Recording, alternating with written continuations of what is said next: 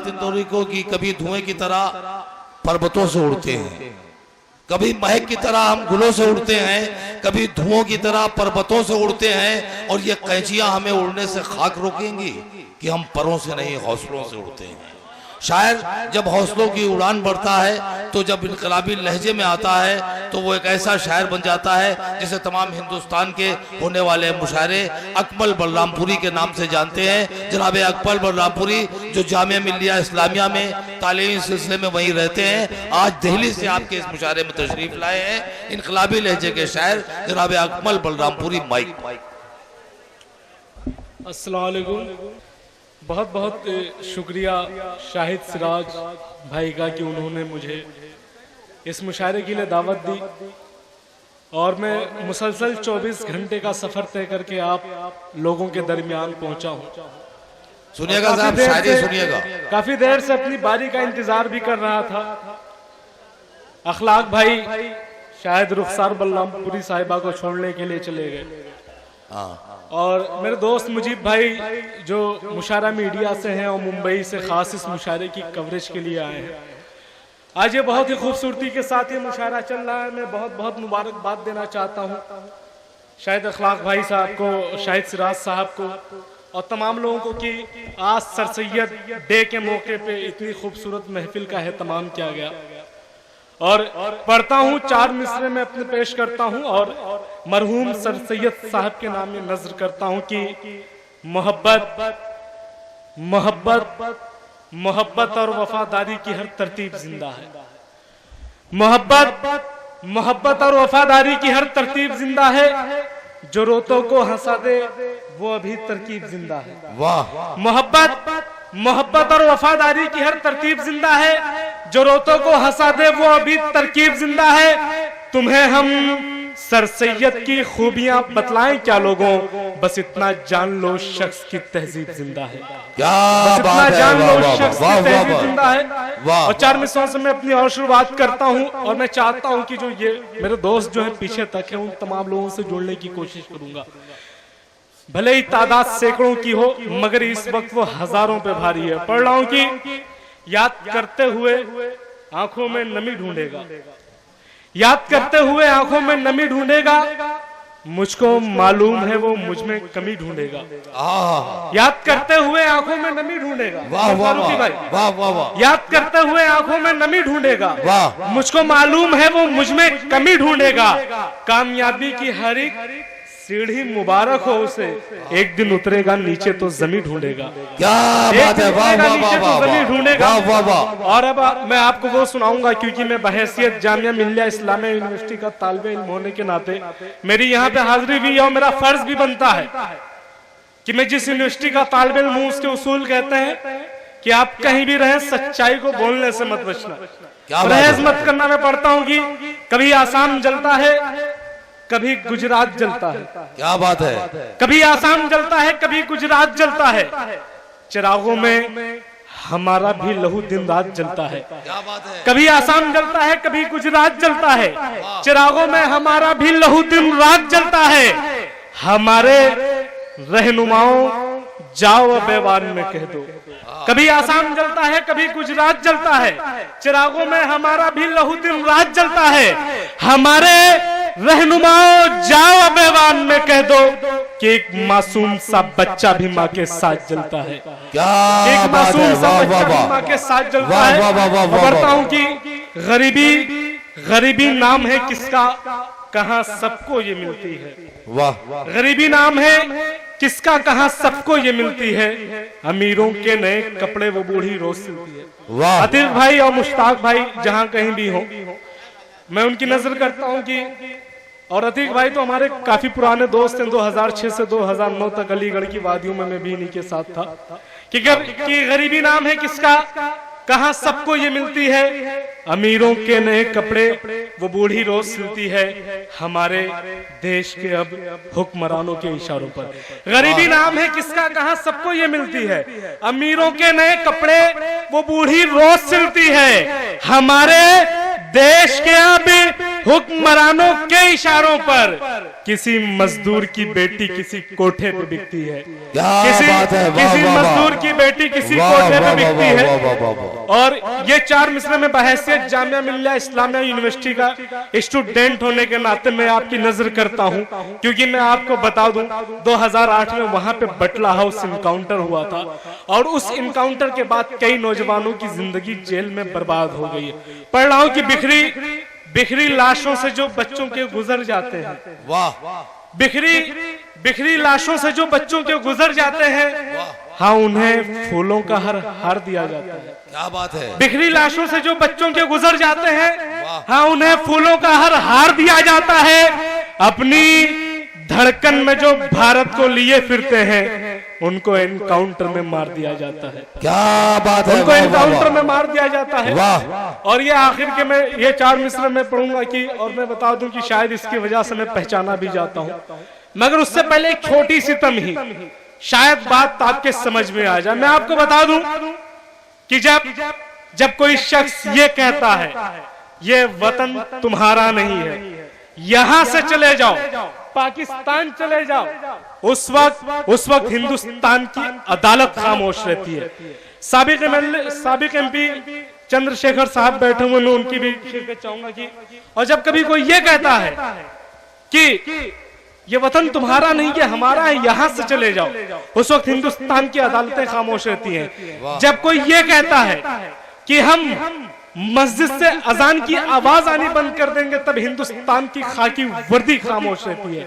जब कोई ये कहता है हिंदू हिंदी हिंदुस्तान, मुल्ला भागो पाकिस्तान, तब हिंदुस्तान की अदालत खामोश रहती है, सियासतदान खामोश रहते हैं। मगर जब कोई ये कहता है कि हिंदुस्तान में अमन चारा रहने दो, गंगा जमुनी तहजीब रहने दो, उस वक्त हिंदुस्तान की अदालत जागती है, खाकी वर्दी कार्रवाई करती है और अदालत फैसला सुनाती है। मैं पढ़ता हूं कि अगर हम कुछ भी करते हैं तो तुमको पाप लगता है। उसके बाद एक छोटी सी नज्म फिर मैं अपनी जगह ले लूंगा कि अगर हम कुछ भी करते हैं तो तुमको पाप लगता है, अगर हाथों में रस्सी हो तो तुमको सांप लगता है। क्या बात है अतिक भाई, अगर हम कुछ भी करते हैं तो तुमको पाप लगता है, अगर हाथों में रस्सी हो तो तुमको सांप लगता है। मुसलमान को जरा सी बात पर ही जेल करते हो, क्या योगी और तोगड़िया तुम्हारा बाप लगता है? क्या बात है, क्या बात है, वाह वाह वाह। फिर से पढ़ूं, इधर वाले तो ऐसे लग रहा है जैसे आजकल बीजेपी वाले खामोश हैं दिल्ली में। आपकी भी शिरकत चाहता हूं कि अगर हम कुछ भी करते हैं तो तुमको पाप लगता है, अगर हाथों में रस्सी हो तो तुमको सांप लगता है। अगर हम कुछ भी करते हैं तो तुमको पाप लगता है, अगर हाथों में रस्सी हो तो तुमको सांप लगता है। मुसलमान को जरा सी बात पर ही जेल करते हो, क्या योगी और तोगड़िया तुम्हारा बाप लगता है? एक नज्म पढ़ूंगा जिसका उन्वान है हिंदुस्तान और मुसलमान।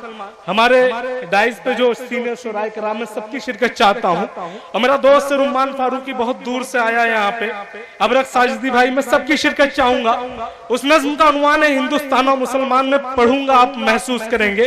और उससे पहले मैं अगर ये 4 मिसरे में आपकी नजर करता हूं कि जो है आतंकी बहुत आपको कम मिलते हैं। एक तल्ख सच्चाई है, जो है आतंकी बहुत आपको कम मिलते हैं, आपको मुस्लिम घरानों से ही बम मिलते हैं। जो है आतंकी बहुत आपको कम मिलते हैं, आपको मुस्लिम घरानों से ही बम मिलते हैं। मेरे मुंसिफ, ये सितम रोज किया जाता है, जब तुझे कोई नहीं मिलता है हम मिलते हैं। अच्छा एक मिनट, ये कुछ लोग हैं भैया मेहमान इसमें, मैं कन्वीनर मुशारा इसमें जनाब मोइनुद्दीन साहब, जनाब अतीकुर रहमान साहब, जनाब अखलाक साहब, जनाब शाहिद साहब, जनाब रमेश वर्मा, ये लोग वो हैं जिनके ताउन से ये सर सैयद डे का यहाँ मुशायरा भी हुआ, और जो आज के इस मुशायरे के कन्वीनर भी हैं, हम उनके शुक्रगुजार हैं। तमाम शोराए कराम और कवि भी उनके शुक्रगुजार हैं कि उन्होंने एक अच्छे मुशायरे का अच्छे मौके पर इनेकाद कराया। पढ़ूं मैं फारूकी भाई? जी बिल्कुल पढ़िए। और कुछ नाम होता? नहीं, अच्छा ठीक है। मेरे बड़े भाई हाजी अरशद खुर्शीद साहब की मैं कमी बहुत महसूस कर रहा हूँ। उनका फोन आया था, उन्हें मालूम नहीं था कि मैं आ रहा हूँ, नहीं तो वो कह रहे थे कि मैं जरूर रुकता, क्योंकि उनसे हमारा पुराना ताल्लुक है भी, वो भी अलीगेरियन है, मैं भी अलीगेरियन हूँ। जी। और मैं एक नज्म पढ़ता हूँ, हिंदुस्तान और मुसलमान पढ़ रहा हूँ, आप सब समझेंगे इंशाल्लाह। कुछ मैं सोच के यहाँ पे आया था, क्योंकि अब तो हाल ये है, मैं ठहरा जामिया मिलिया का तालिबे इल्म, अब तो मरकजी हुकूमत भी उस पे क्या नाम है अकलियती किरदार छीनना चाहती है, हमारे पास था ही क्या। मैं पढ़ रहा हूँ कि ज़ातो मज़हब का यहाँ कोई तरफदार नहीं,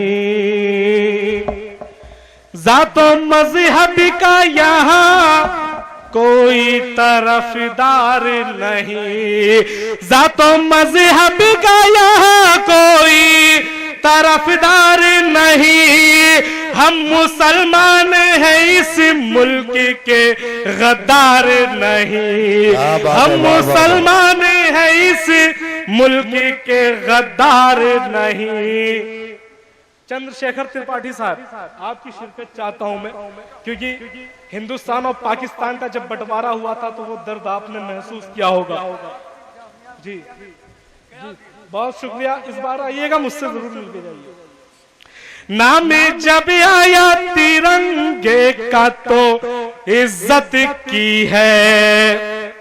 1947 में जो बंटवारा हुआ था दो मुल्कों का, आप ध्यान में रखिएगा, नजर में, नाम जब आया तिरंगे का तो इज्जत की है, आज जब आई है मंदिर पे हिफाजत की है, नाम जब आया तिरंगे का तो इज्जत की है, आज जब आई है मंदिर पे हिफाजत की है, हमको इस मुल्क का गद्दार बताने वालों, हमने बंटवारे में अपनों से बगावत की है, हमने बंटवारे में अपनों से बगावत की है। मुझे लगता है जो मेरे दोस्त पीछे हैं शायद उन्हें समझ में नहीं आ रहा, मुझे ये लग रहा है। मैं बता दूं आपको, मैं खुल के बताता हूं कि 1947 में त्रिपाठी साहब, 1947 में हिंदुस्तान पाकिस्तान का बंटवारा होता है, तो मौलाना अबुल कलाम आजाद जामा मस्जिद की सीढ़ियों पर चढ़ के कहते हैं कि लाल किला की दीवारें तुमसे सवाल कर रही हैं, ताजमहल की खूबसूरती तुमसे पूछ रही है, तुम ये हिंदुस्तान छोड़ के कहां जा रहे हो, अगर तुम यहां से चले गए तो तुम्हारे बाप दादाओं ने जो यहाँ पे जायदादें छोड़ी हैं, जो मीरास छोड़े हैं, जो जागीरें छोड़ी हैं, उनकी रखवाली कौन करेगा। और मैं आपको बता दूं, उस वक्त आज भी दिल्ली में हजारों की तादाद में ऐसे खानदान हैं जिनका आधे रिश्तेदार पाकिस्तान में रहते हैं। उस वक्त मुसलमानों ने हिंदुस्तान को अपनाया था और पाकिस्तान को नकारा था। अगला बंद पढ़ता हूं। एक इल्जाम आता है कि मुस्लिम जो है टेररिस्ट है, आतंकवाद को बढ़ावा देते हैं, बल्कि 20 अप्रैल 1999 में फारूकी भाई, 20 अप्रैल 1999 को वाशिंगटन में, मैं नहीं कह रहा हूं, रिपोर्ट कहती है, वाशिंगटन में एक नाटो कॉन्फ्रेंस होता है जिसमें कहा जाता है to confront Jesus beyond their borders, protection, terrorism and weapons of mass destruction, कि मुसलमानों के नाम पर चलने वाले मदरसे मस्जिदें दहशतगर्दी के अड्डे हैं। मगर उन्हें शायद मालूम नहीं कि मुसलमान वो कौम है जिसने तारों से चमक, फूलों से महक, चांद से चांदनी दी, जिसने माओ को बड़कपन का ताज पहनाया, जिसने बीवियों को चाहत की देवी बना दी, जिसने बहनों पर शफकत के फूल निछावर किए।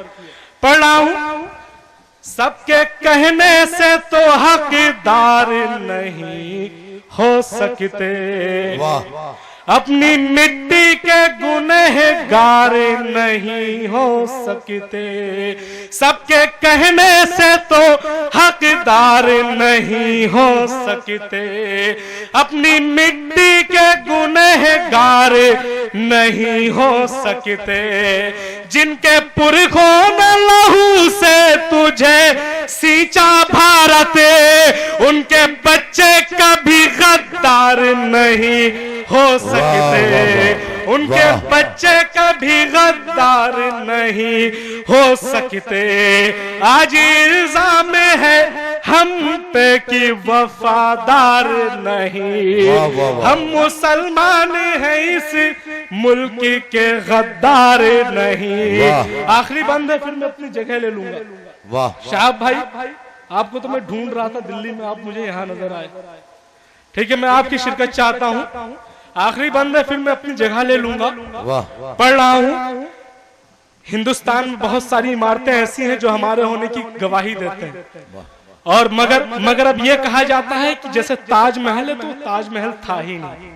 पढ़ रहा हूँ, ए वतन खून खराब बात तेरी तस्वीर नहीं, मुल्क पर राज करे भगवे ये तकदीर नहीं।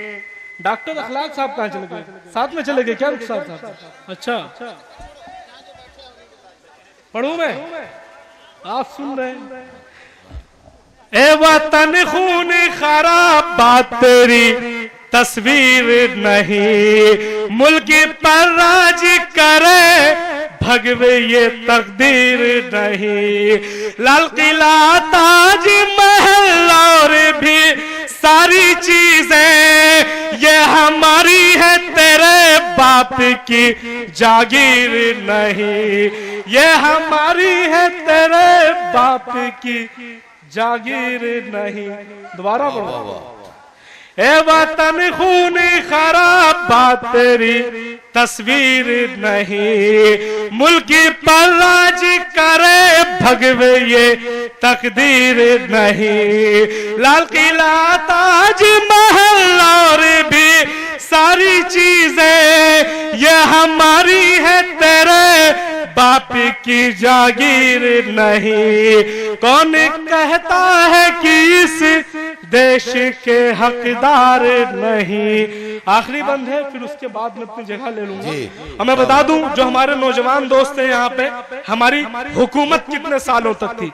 अक्सर सवाल आते हैं जीके के यूनिवर्सिटियों में, मगर अफसोस होता है अलीगढ़ मुस्लिम यूनिवर्सिटी में भी ये सवाल पूछे जाते हैं, जामिया में भी सवाल पूछे जाते हैं, मगर अफसोस होता है कि हमारे नॉन मुस्लिम भाई जवाब सही लिख के आते हैं, मगर हमारे मुसलमान भाई उन्हें तो पता ही नहीं कि कितनी हुकूमत थी। पढ़ रहा हूं, जिस तरह हम हैं मिटे खुद को मिटा कर देखो, जहां थैली में लिए सर को कटा कर देखो। जिस तरह हम हैं मिटे खुद को मिटा कर देखो, जहां थैली में लिए सर को कटा कर देखो। 865 बरस हमने हुकूमत की है।